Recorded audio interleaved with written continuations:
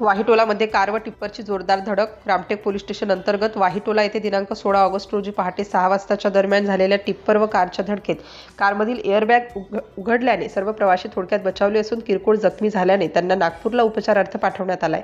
प्राप्त माहितीनुसार कंधान कांद्री निवासी टिप्पर मालक राजेश चव्हाण हे टिप्पर क्रमांक MS40 BG 3687 घेऊन रामटेककडून मनसर मार्गे जात असताना याच दरम्यान विरुद्ध दिशेने मनसर करून रामटेक मार्गे जाणारी कार क्रमांक MH49 CS 9801 ही वाहीटोला येथे पोहोचताच दोन्ही वाहनात जोरदार धडक झाली. धडक झाल्याने टिप्पर चालकाचा वाहनावरील नियंत्रण सुटून टिप्पर डाव्या साईडला असलेल्या सर्व्हिस रोडच्या दुभाजकावर जाऊन चढला.